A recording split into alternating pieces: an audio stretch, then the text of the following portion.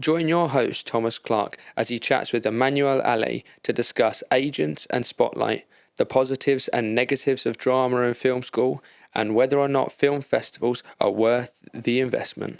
So, lend me your ears for an hour as we dive into the Zero Budget Filmmakers podcast. In today's episode of the Zero Budget Filmmakers podcast, I had the pleasure to talk to Emmanuel Ale about his thoughts and opinions on independent filmmaking, Spotlight and Agents, and if they're worth it, the importance of film festivals and film school in an actor's career.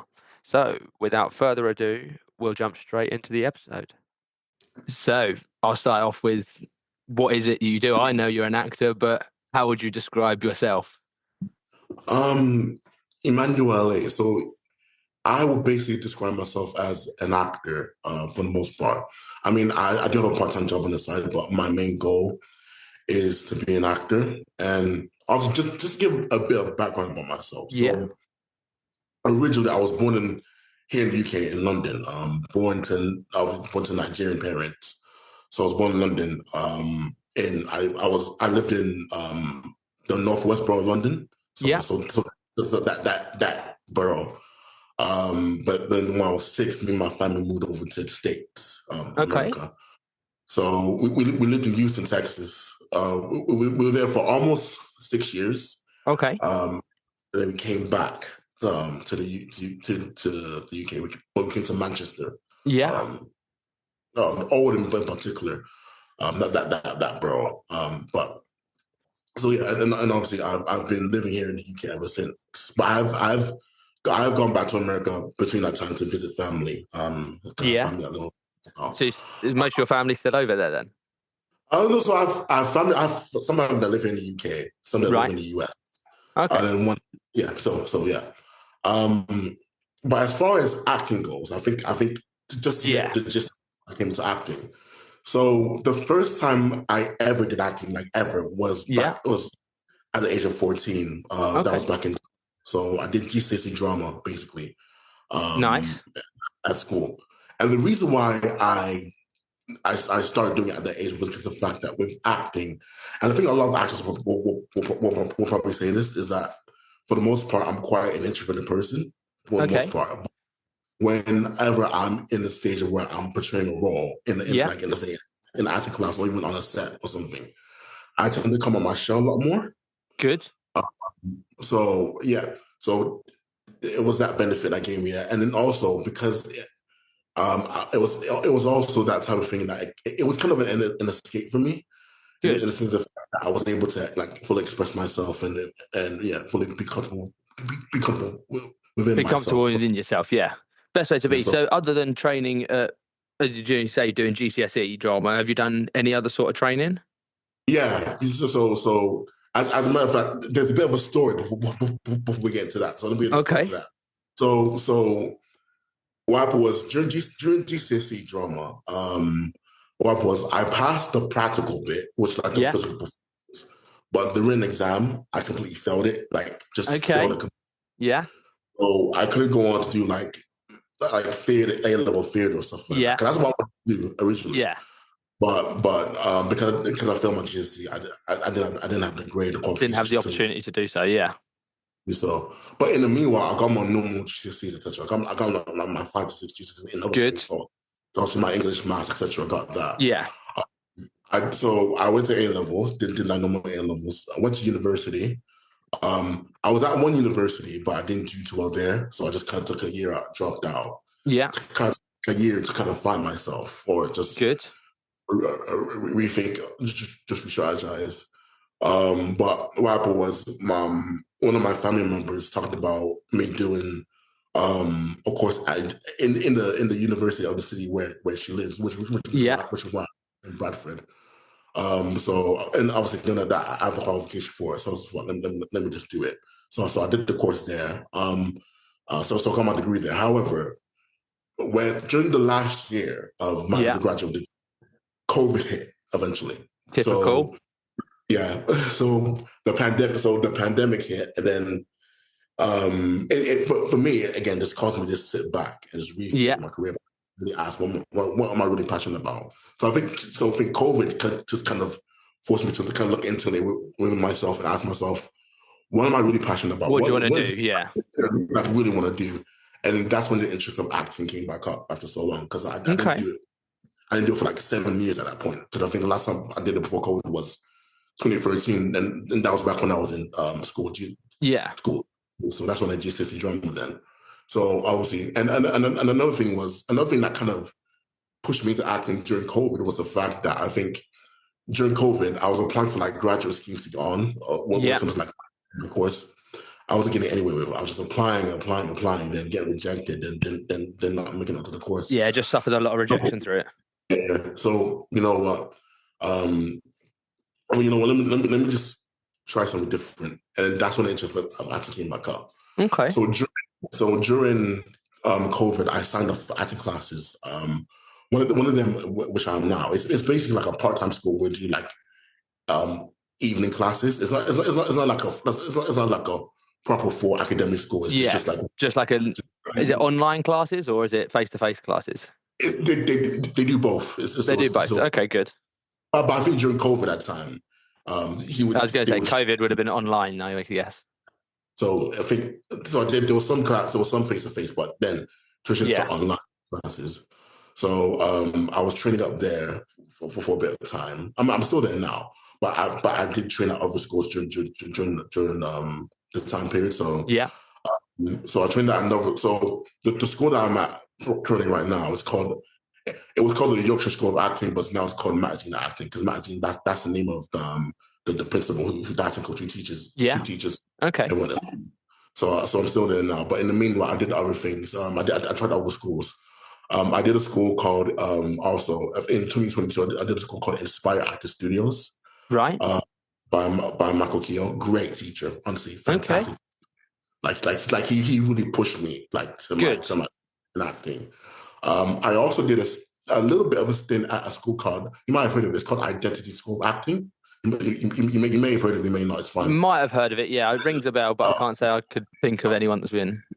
So I'll give you a name of the few. So I think John Boyega, if you know John Boyega. Yeah, I know John Boyega. Yeah, he went there. Okay. Because I think the principal of the school, Femi, he was very instrumental in the beginning of his career because his first film was Attack the Block. If you remember that film, Attack the Block. Yeah.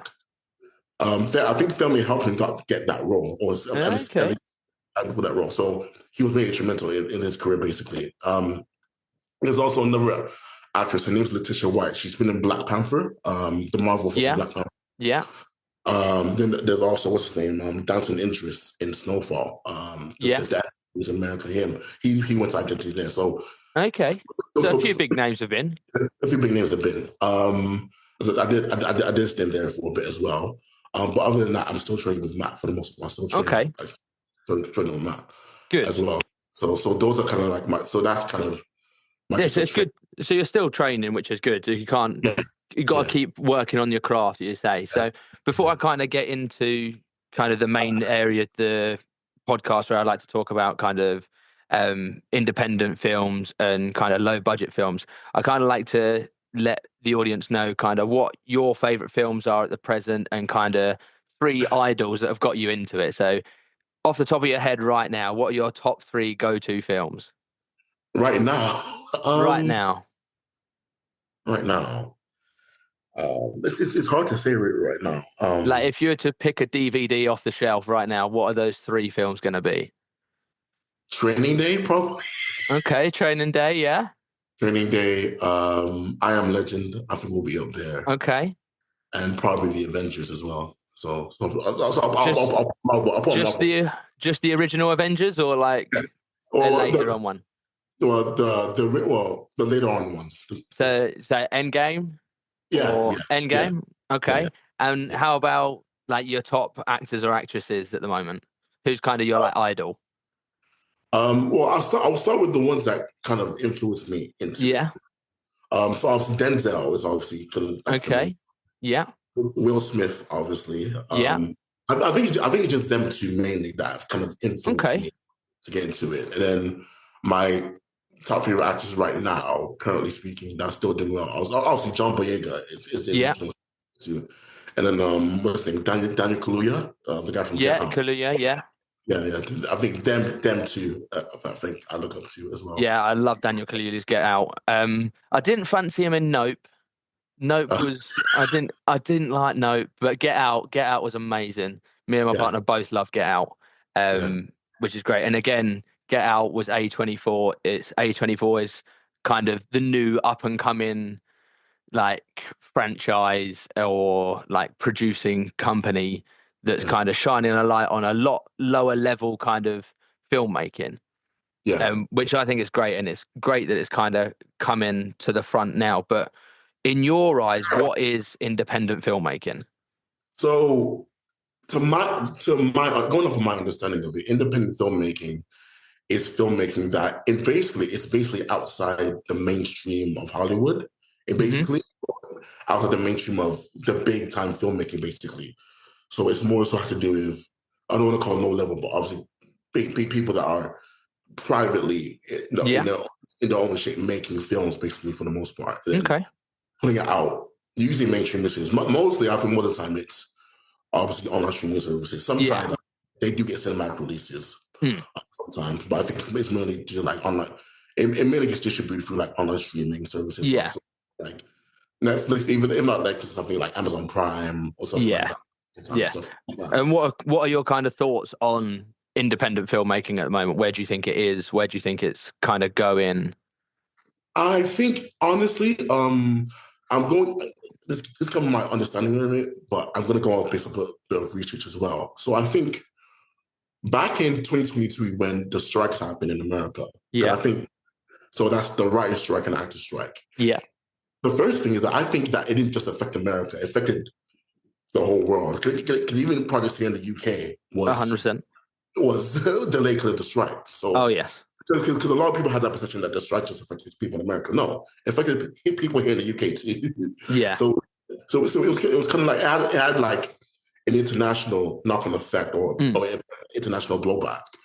I think when that happened, what that should have done was it should have given the opportunity to independent filmmakers to come up even more. Even though I think independent filmmaking was Yeah. coming up before that anyway because of the fact that we have again online streaming services, we have the internet, we have social media, which all contributes. I think Mm. contributes.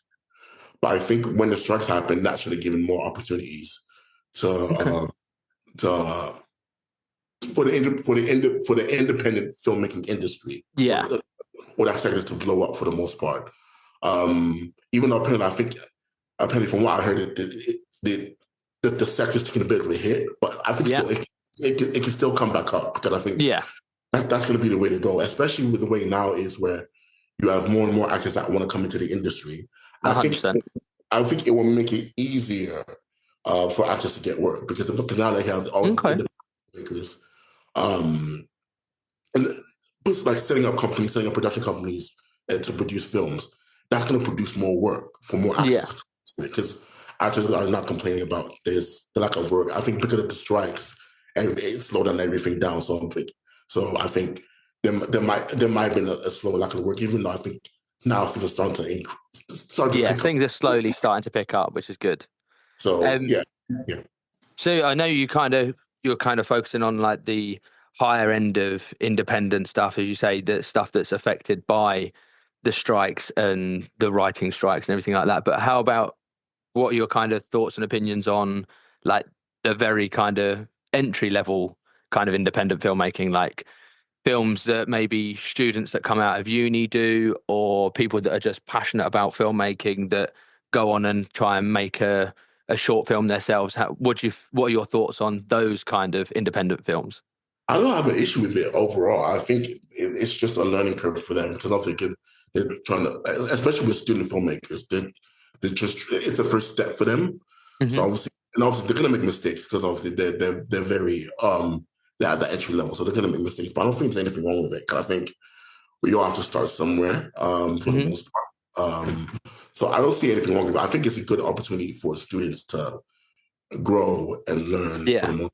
And then at the same time, simultaneously, actors can act, especially actors that are just coming into it, they can use student films as experience, and they can both grow and learn as of actors and obviously and directors slash filmmakers and producers. So I think it's a good opportunity. I think it's good Good. to learn. Yeah, but overall, it's a good opportunity for young filmmakers to at least get their foot in the door in Getting the foot the in the door, exactly. And as you say, there's a lot of actors at the moment that kind of want to try and jump on sets, that are looking for that experience and to gain that work. But yeah I guess at the moment, the trouble is that I find most actors are always wanting to be paid for their craft and they're deserving of payment. And I completely agree that they are, yes, they're deserving of payment. But at the same time, equally, so is the crew, so is the director, so is everyone else kind of involved in the project. And it's not just actors that I guess need to yeah be paid. There's a grander schemes on things, and I think at the moment there's a lot of pressure on students coming out of uni or currently still in uni that are being told, look, you have to pay your actors before they even say, oh, look, you have to pay kind of the whole crew. Is kind of what I'm trying to promote, is that there's more than just actors that need to be paid. yeah. I mean, I'm going to be very honest with you, right? Coming out to when I was starting out, I Hmm. didn't do paid work. If I'm very honest with you, I didn't do paid work. I just did it for the experience. Hmm. And because and also because it was kind of easier to get that credit Yeah. because of that. I knew students. There were students that wanted me in the film that I didn't have to audition for it, which was like that. So I didn't have that mindset of even at that time want to be paid. I just wanted the experience basically Okay. for the most part. But then I think when it came to obviously doing my first paid gig, which was a commercial for a gym that I did in a city that I live by in Leeds, which is like not too far from here. Yeah. Uh, that's when I started, okay, doing paid work. I still did a bit of unpaid work for experience, but I think Hmm. the more I started to build my profile Yeah. and stuff like that, I think that's when I started to do paid work. But I wasn't in this pompous mindset of me demanding that I should get paid for the most Yeah. part. And just give my overall opinion on this, because I think you saw what I said on one of the Facebook groups. Yes.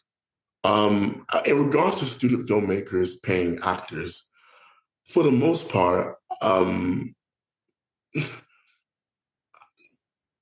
for the most part, I think then, well, not my issue on it, but I think a lot of actors, especially with actors that are more elder, because I think oftentimes it's more experienced actors that do this. Hmm. I think it's a bit unfair to put that pressure on student filmmakers to pay, because I think a lot of times they don't get that funding or that extra funding if it is to pay their actors for the film. So I think so. I think actors in general need to kind of just calm down a little bit and just stop Hmm. putting that pressure on still filmmakers, because a lot of times they're not going to have the funds. Yeah. I mean, don't get me wrong. Some universities do. I think some universities Yeah. do have funds for actors, but it's not all of them for the most part. I think Yeah. so. But overall, I'm saying is most students still filmmakers aren't going to have the funds to pay actors. So Hmm. that's going to be something that we're going to have to deal with. So I think it's a bit unfair for actors to put that pressure on student filmmakers to pay actors. Yeah. And my advice to actors would be, if you don't like the fact that they're not paying you, don't apply for the project. Or don't or, yeah, Yeah. don't apply for the project. Basically, like No need to get involved. Yeah, yeah exactly. yeah Because this is the thing, as you say, like there's actors that are training, that are in drama school or they're at film school, exactly the same as the students are. yeah However, just because maybe an ex-actor or someone that's wanting to act has kind of gone, look, I'm going to take the step up and go, look, I want to now produce a film, is now having to take all that responsibility of now having to pay actors, even though they might still be at the same level that the producer and the director are. And it's very yeah much a thing now where I feel like actors are coming out of drama school expecting to go straight into paid work. They've got yeah their masters, they've got their degree, and they're like, right, that's it. I'm now, in quotations, an actor. I can be a working actor now. So with that in mind, I know you say you've kind of you're still kind of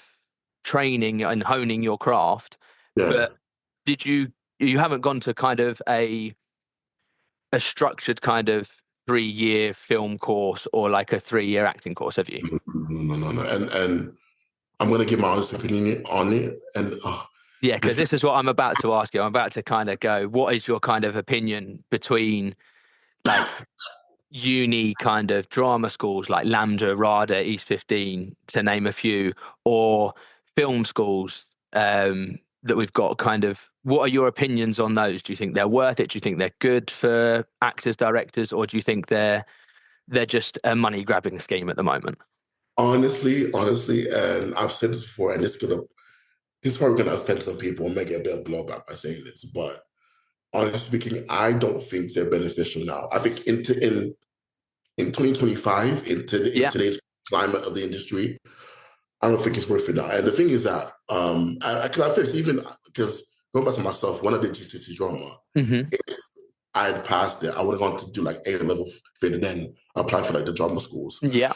Now coming into the industry the way I've come into it, looking at it from the outside point of view, and this is from what I've seen. Some maybe Hmm. disagree with what I've seen.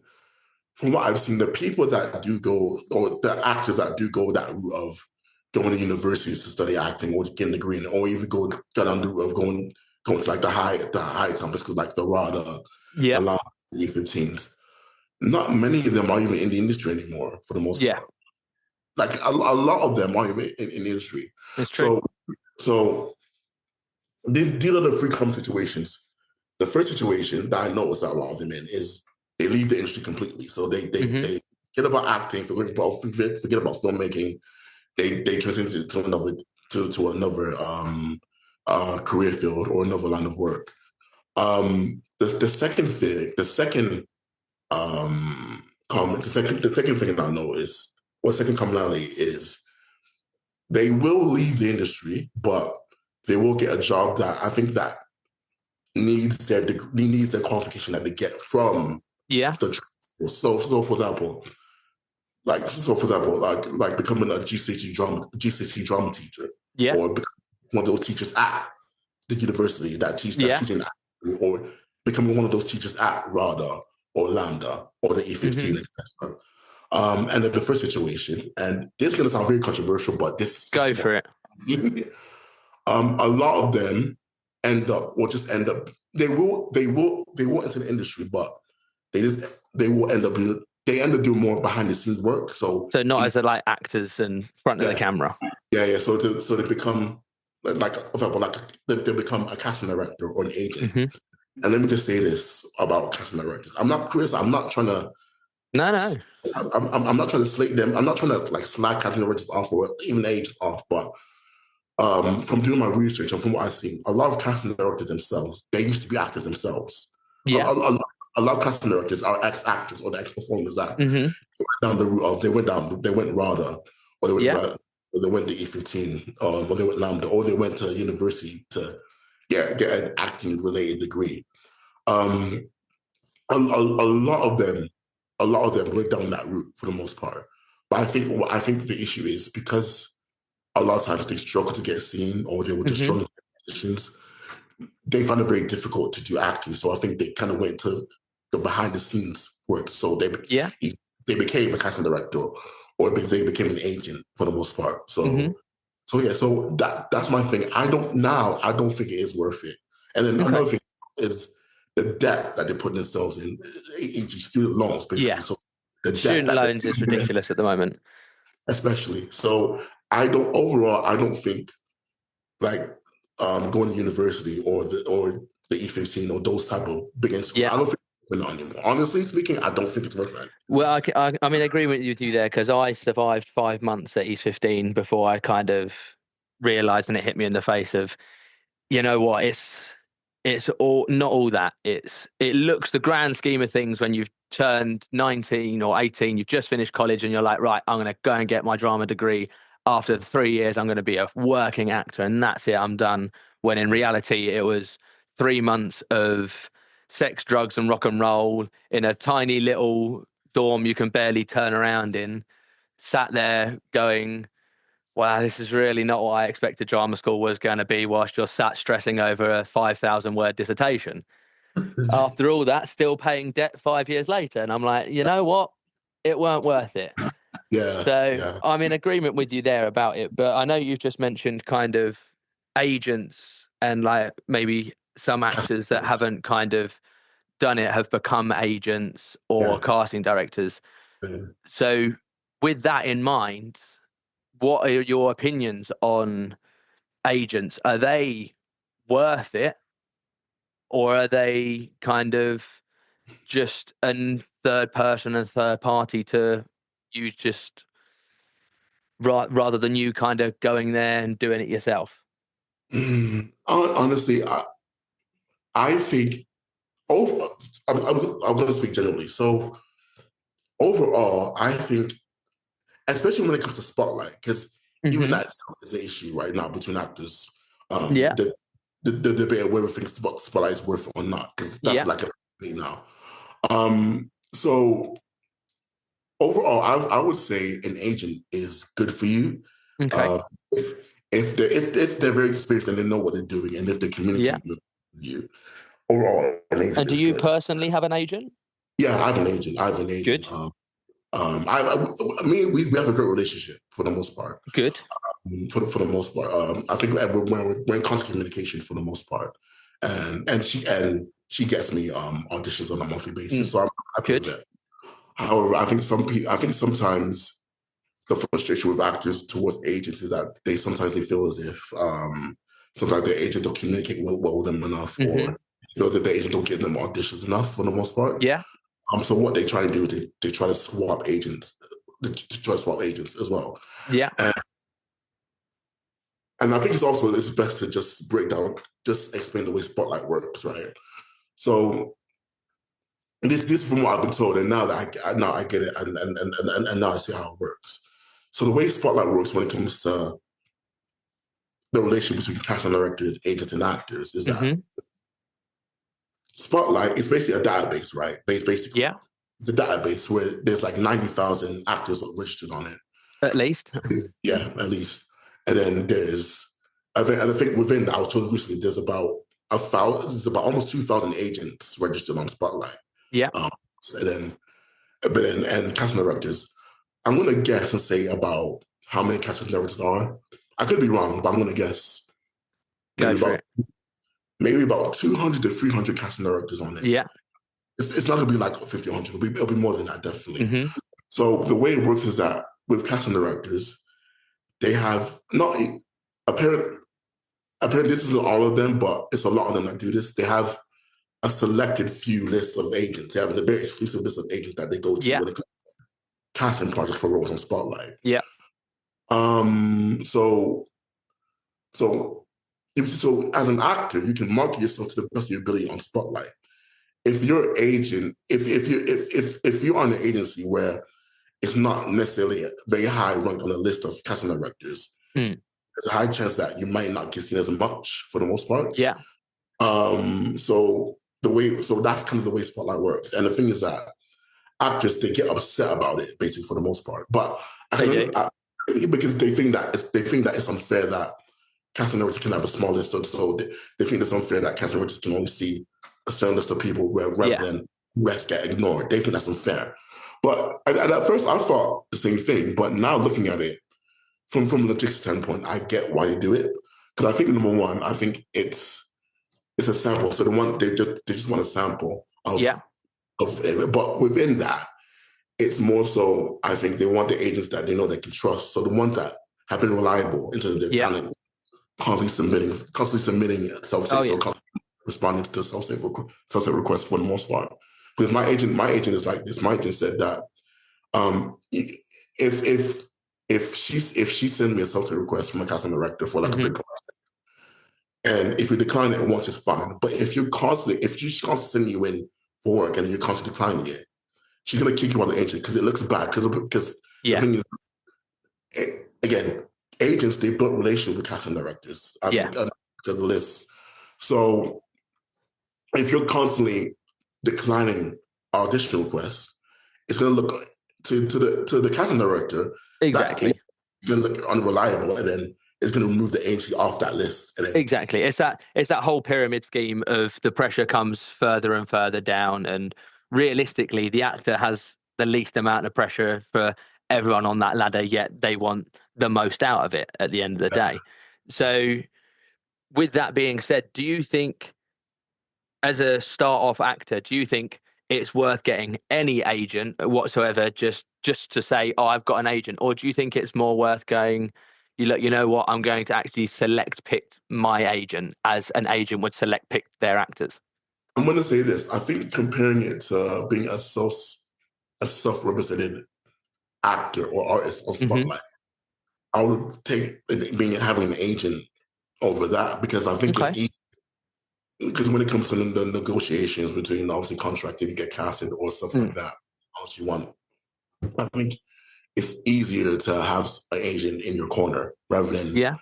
doing it on your own. But then with that, as you say, like I know a few actors that have kind of been with agents that have just mass picked a load of people, and like once a month or maybe once every other month, you'll just be sent a printout of all the things you've been put forward to, and it'll just be a whole long list of rejection, and then sometimes maybe the actor starts falling out of the stuff they do. So it's a very fine line between any agent is worth it, but at the same time, it's good to have an agent because, as you say, like with an agent, you have then got that little bit more of a chance to find that work, and then you have got that representation to deal with all the legal stuff. However, with any mass pick agents, they are just going to mass send you out without kind of self tape, and just be commercial stuff or just little promo stuff, and it will just be that mass rejection that does roll in. How do you feel like that affects, or if it has affected yourself, or how do you think it affects actors in general? I think I think there's this case of where, number one, I'll just say that there is this case of where there are top tier agents out there that they Hmm. have massive list of talent on their books. However, the issue with that is if you were to join that type of agent, there could be a high probability that you might get lost, or you might get overlooked, because the thing is that they have so much talent on that book, Hmm. because they're a top tier agent, that you might get overlooked for the most part, and then Yeah. you might end up not getting auditions for the most part. So I think sometimes that can play a factor into it as well. But I think overall, I think it's about having a good agent who knows how to communicate with you, Hmm. who knows what they're doing, obviously, Mm. and know how to sell you and promote you. And as long as you're doing your part in terms of, you're marketing yourself in the spotlight properly, I think Yeah. they should be fine. But I think when it comes to but I think there are some things that it's out of your control for the most part. So, for example, the list of casting directors on, you're not going to know which casting director list your agent is on for the most part. Yeah. That's out of your control for the most part. So it could Yeah. be, and sometimes it can be a big risk moving to another agent because of the fact that they're not getting auditions, because they can go back to the list basically. It could be the case in which you're on one agency, and then if you're not happy with them, because let's say that you're not getting any auditions, you're not happy with them, and you say move to another one, unknowingly that agent that you move to can be on even lower on the list of casting directors. Yeah. So it might be the same issue again that you run into for the most part. So I think some things with regards to age and the casting directors, it's just out of your control for the most part. But overall, when it comes to having an agent, I would say it's good to have an agent, because I think it's good to have someone in your corner that's fighting Okay. for you, helping you Yeah. get regardless. So that's what I Yeah, would it's say. a step. It's a step on the ladder, as you say. With your agent, then, have you had much success with her? She kind of got you roles that you've kind of won awards for, or is she kind of, as you say? I know you said you've been in like a commercial, but what kind of film stuff or like professional kind of acting stuff has she given to yourself? So she's got me audition on a monthly basis, for a lot of stuff actually. Most of it has been commercials. Most of it has been commercials, but she's Yeah, got me like a few film and TV stuff here and there. good. Just auditions, though, mostly. But let me give a story about obviously my relationship with agents, because Yeah. um, going back to the Matina Acting School, but before I was with another agent before this current agent I have now, basically. It was with the magazine acting school, and it was actually them that got me the big roles. So they Okay. got me. So just overall to my resume, so that was the biggest thing that I've done. So I've done a commercial for TK Maxx. Did one for the BBC. Nice. Not after that, and then I did a drama reconstruction for ITVX Okay. for the most part. But in the meantime, I had two agents simultaneously. Uh, Okay. so it was Mazina and this current agent I have now. Um, but even still, then they were still the current agent now. They will still give me auditions on a monthly basis for the most part. Good. So that's what. So that's what it is. But overall, they got me auditions for like most of it's commercials, but they got me like a few TV and Yeah. film for the most part. I think the biggest one, I think film wise, was she got me an audition for a Marvel film. Okay. I think that was that was either 2022, late 2023 when she got me that around Yeah. that time. I think she also got me something for like stuff for like a Netflix show. Good. And stuff. So she got me auditions on a monthly basis. It's And the good thing is, to find a productive agent, as you say. But and as you say, you were going to kind of tell us your kind of story with your agents, but I guess start from the beginning of that. How did you actually go about acquiring your agent? Was that through the school, or was that yourself kind of putting yourself out there and looking for representation? so so with the Matt Zena acting school, because that was my first agent. Luckily, I didn't need to search it because it's an acting school, but it Okay, had an agency already attached to it. good. All I needed to do was just obviously I was doing the acting classes for a bit, and then I did the master class. Was able to get like show material or small Yeah, material, so like headshot, show, etc. I got that, and once I did that, I applied to be on Spotlight. Got on yeah, Spotlight that, and then boom, once on Spotlight, they were in my agent because I was trained with them under the school yeah. automatically on the agency. So they were giving me auditions on a monthly basis. Nice. Uh, but then my current agent, what she did was she scouted me out basically. I Okay, didn't know her. She scouted me out. Because I think she DM'd me on Facebook asking, "Are you looking for representation?" Basically, it's just nice. so I sent my contact details, and that's it. The rest is history.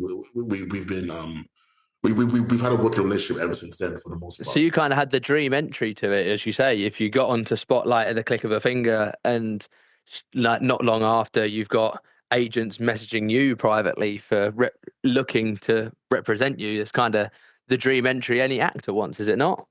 Yeah, yeah, it So is. best way to do it. But kind of with your drama school, with your acting school, then, and bits before that, have you had any kind of films that you've been in that have maybe gone to festivals, or have you won any like acting awards for yourself? Yeah. So this is actually after I joined, I got the agent, etc. So back in Okay. 2021, I did a short film. I'll probably share with you basically later on. But Yeah. I did this short film called Fat Boy. Um, Okay. in the lead role in it. I did that 2021, and the thing is about that was like my first lead role in anything for the most part. Yeah. And it did very well on the film festival, and it won like four different awards. I found four different Good. films. And oh gosh, I'm probably gonna get in trouble for saying this, but but I think I might as well say it now. Hopefully get that The right. thing I always think about when people say, "Oh, I'm going to get in trouble for this," is I always think of trouble as a good thing, because if you're going to get in trouble for it, it means there's attention around it and there's people watching it enough so to make you get in trouble. So clearly, we're doing something right if we do get in trouble. So the more trouble you get in, the happier I am. So it's gonna be made into a feature film, basically. Okay, It's gonna be me in the lead role again, basically for it, and right. then with the other character. So just to give an overview in the Fat Boy, it's basically and then but you'll see the gist of it when I share it with you. I'll share a link to it. Please do. So it's basically about a young man who has basically body dysmorphia, who's Right. very into his body image for the most part. So he's quite overweight or quite out of shape, etc. Or he just didn't feel secure in how he looks, like Mm-hmm. physically. So what he does is he goes to a gym basically, where he hires very intense. I would say anyway intense. Some people would say that it's Yeah. in a personal trainer who's very brutal on him for the most part. So it's like he pushes him to the extreme for the most part. So he's basically very intense on him. He basically puts him to the extreme to where it's almost it's like he kind of destroys his self with his like physical body, or he puts his body through so much pain just to look good, get so insecure about it for the most part. Yeah. And just to give a bit of the background on it, I think that the director himself, it's based on the director himself. He said the director he's had issues about body dysmorphia and stuff Okay. like stuff like that.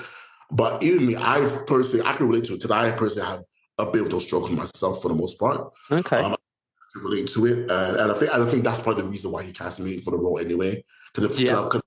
the fact that I was very honest and transparent about, I was in my Yeah. Got person. a bit of truth to the character. Yeah, and then obviously, and then what was to apply for it months before that, I did my first paid work was a commercial was a commercial for a gym basically. So I Okay. got show material from that, and he Yeah. was like, and he said that on top of that, because I did that, it gave him a vision of how he imagined me in the role. So that was Yeah. like to that Oh, that that's helped good me. then. So that's what it's about basically for the most part. In terms of its similarity, have you heard of a film called Whiplash? Because I think The if the drum film. yeah, I've heard of it. However, I have to hold my hands up here. I've never watched it. right. So when you look at the relationship between the main character, which is Miles Teller, and the guy from Yeah. Spider, Simmons, Yeah.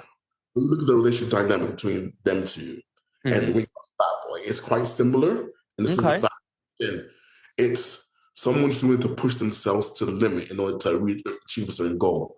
But but they push themselves to the very extreme for the most part. Yeah. It's the very similar relationship between that. So it's quite similar to that for the most part. Mm. But yeah, but that's what it was about. But the big thing is that it's done very well now. It did very well in the film festival one, and now it's being made into a feature film for the most part. Okay. So it's going to be my first full-length feature film with me in the leading role for the most part. 'Cause Good. I've done other feature films where I'm in a supporting role or something like that. But this gave me my first full-length lead role. My first lead role in a full-length feature film for Good. Soho. And I guess with as I say, I can't not ask you the question and say I'm the zero budget filmmaking podcast, but what is it going to be, a paid gig or is it going to be an unpaid gig for yourself? It's paid. It's paid. Perfect. What every actor wants. And then I know you said the short had success at festivals. Did you win any awards for yourself in that? In regards to being in regards to my acting performance, no, but it was just but for the overall film, I think it won the award for like best dark comedy award, best film for best dark comedy, and Okay. obviously I didn't win the awards for the acting. I mean, I wish I would have, Yeah. but it's We what it all is. wish we all wish we could win awards for kind of the stuff that we have done. Yeah. But the film festivals that it did submit to, were there any big name film festivals, any ones that kind of well known, or are they more kind of local ones to yourselves? There was one London-based one. I forgot it. It's called the BIFF. Yeah, Biff. Yeah. I think it was submitted to an international one. I think it's one in a European country. I think as well. Okay. I forgot the name of it. But it was submitted to like local ones, like in City Wireless, so one in Leeds and one here in Bradford as well. Yeah. Um, so So yeah, obviously, I know the experience kind of as the directing side of it and having to submit kind of the films that I've made to these film festivals. But as an acting side of it, what are your kind of opinions on festivals? Do you think for an actor, like it's great to go and have a film out there that brands you as an award-winning actor, or do you think it's just kind of going there to just get the name in quotation, same as it is going to university to get a degree? Do you think being able to put award-winning actor is just to kind of have that in bright lights, or do you think it is as impactful as it should be? I think it's a bit of both, in my opinion. I think there is that prestigious factor to it, and this is the fact that when you do win an award, Mm, um, when you do win an award for a feature film, particularly if you're awarded for a lead role or performance in a lead role, I think it is good. But I think there's also the benefit of where it kind of just put yourself out there a lot more. yeah. Um, and that's why I think going to film festivals are very important for networking, because I think it will put yourself out there out more, a lot more, in terms of obviously getting that more Mm. attention to your name for the most part. So, Uh, so a question for you then is, if this feature film does go on to do well and you do then win, say you do win Best Actor in a leading role, does that then put you in the mindset of, you know what, I'm an award-winning actor now. I don't think I need to do unpaid work. I think I'm good enough now to go, you know what, I'm now going to take that step up and draw that line and go, right now, I am now only ever going to do paid work again. I understand. I don't. It's it's hard because I don't want to come across as being pompous or arrogant or anything. But Mm. I think what But it this, would. I feel like this is a challenge, as you say, actors face, is that very fine line of, I've got a very big ego, however, I have got the talent to back it up. So it's a tough question for any actor to answer. Is you say, I have got that kind of name behind me now. I am an award-winning actor. I Does that mean, go for it? I'm sorry, sorry. I'm sorry, sorry to interrupt. Sorry. I No, no, mean, no. I would. It's a tough one because I think I would try. It would be a case of where. I mean, it would be a case of where not ego, but it would be a sense of pride. Yeah. That's the part of knowing that you've achieved this. But I think it can still, it can still be a case of in which the film does well, but it's not really. Even still, it's not really that known to, like, let's say, Mm. the big stream industry, to like Hollywood and stuff like that for the most Yeah. part. I think you still need to put in the effort of doing that, putting yourself out there more. So Mm. I think there would be a sense of pride in the fact that look what I've achieved. I've done a Yeah. lead feature film and I've won a prestigious award for it. And I think another thing is that some people did different in that situation. With me, for the most part, I mean, I personally anyway, wouldn't brag about it. I think it would just be Okay. like a tick on my resume for the most part. Yeah. But I wouldn't like brag about it too much. I Okay. mean, it's good to say that you've done that, to put on your resume and say that you've been in a lead role in a feature film, Yeah. and you won award and you won an award for your performance in it. But I think um, with me anyway, I try my best to not be arrogant or pompous about it or don't brag about it too Good. much. Good. Uh, so that's me. I think some people, they're different in that situation. Not There's definitely very different kind of. I get a lot of different answers. Where from the other actor that I've interviewed, he gave yeah. a very kind of different answer to it, and I'm sure when I interview some more actors, I'm gonna get a nice variation of questions to that. And the last kind of tough question that I like to ask actors and crew um, is, what would make you pick a project? So would you pick a unpaid project where you know you're going to have a great creative process, you are going to be able to develop yourself as an actor? Say you can get a unpaid kind of student short that falls on the same day as maybe a commercial or just like a little promo video. In your mind, say your agent gave you both just to make it fair. In your mind, which one would you pick? Would you pick the creative process to develop yourself as an actor, or would you take the paid acting role? Honestly speaking, I would take the paid acting role Okay. because Um, just to the fact that again, for the exposure more, obviously it's especially talk about food agent. So Yeah. it's gonna be a big project, obviously. But I would take that over the smaller, let's say, unpaid role. I think just based on the fact that it's paid work, and then obviously another thing is I think if I were to decline it, there'll be the repercussions. Mm-hmm. So, about my agent not being happy with me or Yeah. because I declined it for the most part. Mm-hmm. I think also that as well may Yeah. kind of cause me to do it, and obviously because of the fee as well, I'll get paid for it. Yeah.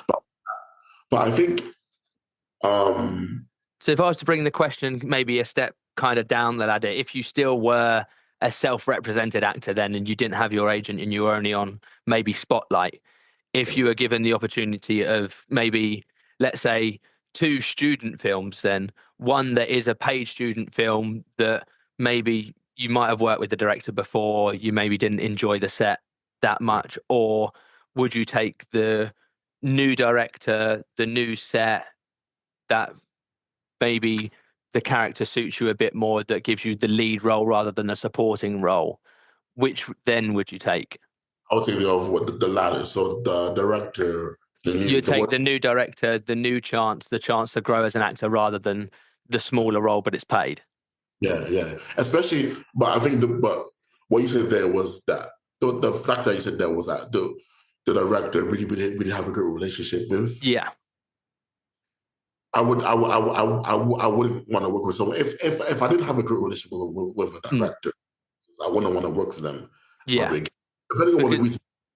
I think for the most part. yeah, So yeah, exactly. Because lately on some sets that I've done, I've taken on some new crew, I've taken on some new cast, and they've all come onto my set. And now I have to admit, I'm struggling myself to still pay actors, to pay cast. However, I'll make sure they're always fed, they're always transported, they're always well looked after, and I'll make sure that at the end of the day they're going home happy, warm, dry, smiling, always wanting to come back to my set. However, on the sets that I do, I always hear these horror stories of, oh yeah, I was only given a sandwich, or we only had a 10-minute break throughout like a 7 hour day. And I hear all these horror stories, and I'm like, that's great, but you were getting paid for it at the end of the day. So right, will you now go back to it just because you're going to get paid, or are you going to, yes, lose the paycheck, but enjoy the process and enjoy your time a bit more? And I think it's things that are now, as you can see, um, especially locally to me in Brighton. I don't know what it's like up in Manchester, but I feel like the independent and the student, low level student, and the zero budget kind of community at the moment is very toxic in itself. And yes, you go on a paid set, but yes, you're treated as if you are a professional actor and that you are kind of this big thing, and it is like a big production company and you're expected to do this and this. But yeah, when you do lose that paycheck, you are able to just relax and enjoy the process a bit more. And yes, you might have to come back and do a few reshoots and bits like that, but you will go home at the end of the day warm, happy, not hungry, dry. And as you say, luckily for me, the people that I have worked with have said, you know what, I will come back. I know it's unpaid, but I like the way you work. right.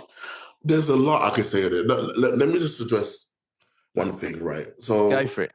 going to the director as a relationship, I think it depends what type of director you're dealing with and how they work and how they operate. Because um, I when one particular incident where I was with a director. It was a feature film for the most part. I think by the looks of it, where they promised to pay me. So Hmm. they got so it was an in-person audition. They cast me on the day, and 2 weeks later, on the filming Okay. day, they sent me the contract. Well, they gave us a contract to sign. Hmm. Uh, it just said fill in your bank details. They didn't say how much. It didn't say how much we're going to get paid, and Yeah. eventually we Okay. didn't get paid for the most part. I can't Hmm. believe a director that does that. And the thing that they promised, they in the beginning they said we'll pay you. Yeah. Like they promised payment, but in the end, I'm not living the promise. I can't work with a director who does that because Yeah. that's unethical and that's unprofessional in my opinion. So Hmm. not working with a director that does that. I think it depends on what the director does exactly. That's let's say to the extreme. Let's say Yeah. that they didn't pay you when they promised to pay you, or let's say they were rude or abusive to actors on set. Then Mm. yeah, I can't work with that. But I think the stuff that you said is quite minuscule in my opinion, and I think it's quite trivial. Well, not trivial, but it's not really a big deal for the most part. I think that's probably just the actors being, in my opinion, they're being just a bit Yeah. diva for the most part. So that's not really a big deal. And going back to the toxicity Mm. of the independent filmmaking scene, even within the acting community, there's a lot of toxicity. Yeah. I, Very much so. really, it's a lot of it. I think it's bitterness, it's frustration, a lot of the times, and then obviously there's jealousy as well. I think Yeah. a lot of it as well. But sometimes I feel like jealousy can be healthy in the right, if used correctly. Really? Sometimes I feel like if you've got, because at the end of the day, if you've got an idol Yeah. and there's someone that you look up to, is that not in some sort of way, you know what, I want to be in that position, that's who I want to be? Are you kind of not jealous of where they are in their career? In the right mindset, and if you look at it the right way, jealousy can be healthy. I can understand what you're saying to an extent, but I think as an actor, you have to understand the fact that you're your own individual, and I think Hmm. that you're on an individual journey. So with me, I've never really had that jealousy of oh, I want to be like this actor. I've never really had that issue. I think I've always been focused. My focus has always been focusing, working on myself as an actor on the craft. So work on the Good. craft, learn more about myself, uh, study who I am as an actor and what type of roles that I do for the most part. I've never Good. really had a mindset of I want to be like this actor, so I want to focus on what this actor is doing for the most part. Hmm. Yes, I understand the fact that it's a very competitive industry, Yeah. and the fact that some people they fast track to the top more quicker than others. And some people it's a bit of a Yeah. slow journey. I understand that, but however, I think it should be the focus should be the mindset should be on more on the individual basis, on focus on working to myself as an actor and trying to better myself as an actor. Yeah. I if there is one person that you want to compete with or that you should compete with, it should be yourself. In terms of the fact that in the sense of the fact that you just try to be better than what you were before, especially especially when it comes to acting as a craft. Yeah. So so I'm always interested in bettering myself as an actor. I want to be better than what I was the day before. Where That's you've kind of the mindset that I use for the most part. So yeah. Exactly, and that's a very healthy mindset to have. So I applaud you on that. So I know you touched on it just a little bit then of kind of focusing on yourself. So what are kind of the things you are focusing on? Maybe say for the next year or so. I like to sign off this little bit of kind of the next few years. So I like to say this year, 5 years time, 10 years time. So we'll start this by this time next year. Kind of what is that focus length in there? My focus is to actually get the high end job. So and let's get like the TV commercial job. Well, not commercial, but like the Yeah. TV high end feature film stuff or kind of like the mainstream film stuff. But at the same time, also is to better myself at the craft of acting. So become the Hmm. best I know that I can be. Because I personally believe that I can become.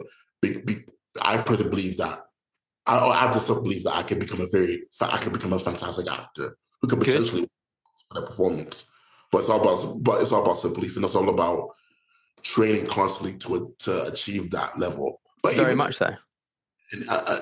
and even though I know acting is a never ending journey, so you're always going to learn more and more and more and more and more.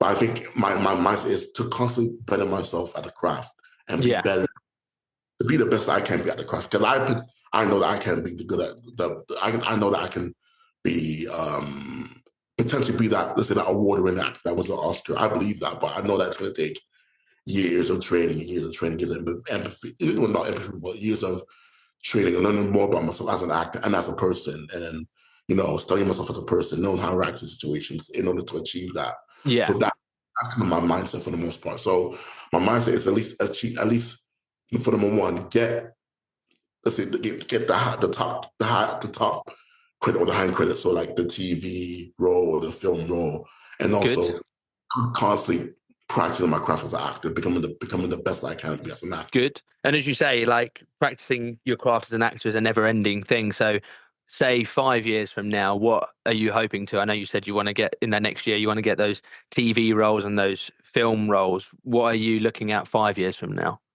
5 years, I'm actually looking at potentially going to Hollywood and obviously, so going over to America, going over to the States, and obviously be Okay. working there in the next 5 years at least. So Good. And that, then that's and what then I'm the so shipping yourself back to America is something me and my partner had an opportunity to do. Unfortunately, it did where we seem to it has fallen through and the bottom's fallen out of it. So we're back to square one, stuck in the UK still. So 10 years from now for yourself, we hit that decade mark. You've got those TV roles, you've got those film roles, you're now in the States, you're in Hollywood. 10 years from now, are you going to be an Oscar winning actor? Are you going to be a household name? Who knows? I mean, who knows? I mean, who knows? I mean, again, the mindset is I just want to be the best actor that I can be, but then also make a name for myself in the States, and then let's see what happens from there. For the most part, who knows? So, Good. Where did you say you can only aim for the stars? So I can't thank you enough for coming on today, Emmanuel. And I know we only met through a quick message and your opinions on a filmmaking post that I respected. And I can't thank you enough for kind of coming on with me today. As you say, these episodes will start rolling out shortly. I've got a few more to record this month, and then by the beginning of April, they shall start be rolling out I'm hoping to do every fortnight because I'll have 7 in the can. That'll give me 14 weeks worth of kind of content to show. So thank you very much for coming on. I hope it's been a good listen for everyone that is going to listen. Hopefully you share it to your friends, and hopefully what we said in that first little half, we don't get in too much trouble. Hey. yeah, hopefully. That brings us to the end of the episode. Those of you still with me, thank you for listening, and I hope you got something useful from it. Do go and check out Emmanuel and his work. Also, his episode on the Blind Truth podcast is linked in the description as well. I've been your host, Thomas Clark, and I'll see you in the next episode.